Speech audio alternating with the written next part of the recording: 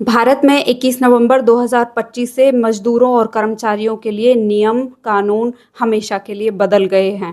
आपकी नौकरी, आपकी सैलरी, आपके ओवरटाइम, हर चीज पर इसका असर पड़ेगा। सरकार ने पुराने 29 लेबर लॉ हटाकर 4 नए कोड इंट्रोड्यूस किए हैं। जानते हैं कि इससे हमें क्या फायदे और क्या नुकसान मिलने वाले हैं। 21 नवंबर 2025 से पूरे भारत में राष्ट्रीय वेतनमान लागू होगा, जिसके तहत किसी भी राज्य या सेक्टर में कर्मचारी को इससे कम वेतन नहीं दिया जा सकता। आपके सैलरी स्ट्रक्चर में भी बड़े बदलाव होने जा रहे हैं। आपकी सैलरी का कम से कम 50% बेसिक पे होना जरूरी है। इसका सीधा मतलब ये है कि आपका पीएफ, आपकी ग्रेचुटी ज्यादा कटेगी, जिसका लंबे समय में आपको फायदा मिलेगा, लेकिन हाँ, आपका टेक होम सैलरी कम हो सकता है। नेक्स्ट है social security for gig workers. इसका मतलब स्विगी, जोमेटो के डिलीवरी बॉयज, ओला उबर के टैक्सी ड्राइवर जैसे अन्य कई कर्मचारियों को PF, gratuity, maternity benefit, insurance आदि कई सुरक्षाएं मिलेंगी।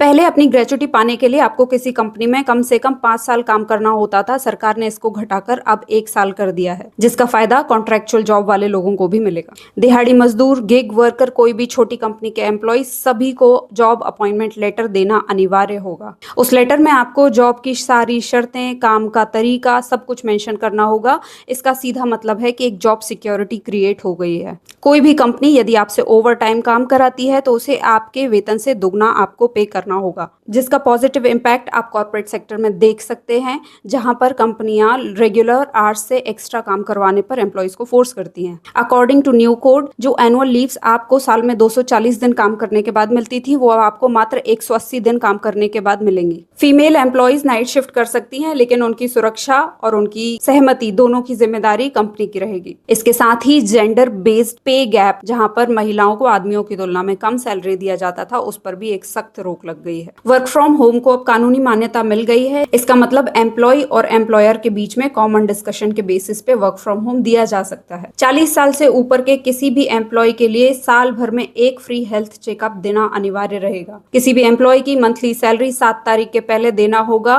यदि कोई एम्प्लॉय नौकरी छोड़ता है तो 2 वर्किंग डेज के अंदर उसकी सैलरी देनी होगी। साथ ही घर से ऑफिस जाते समय या ऑफिस से घर आते समय यदि किसी प्रकार का कोई एक्सीडेंट होता है एम्प्लॉय का, तो उसका पूरा मुआवजा कंपनी को देना होगा, जिसका सबसे ज्यादा बेनिफिट स्विगी, जोमेटो जैसे डिलीवरी बॉयज को मिलेगा। तो ये थे लेबर लॉ के 12 नए बदलाव जो आपकी जिंदगी पे सीधा असर डालने वाले हैं, जिनकी जानकारी आपको होना बहुत जरूरी है। यदि आपका कोई क्वेश्चन है तो मुझे कमेंट में बताइए। Thank you.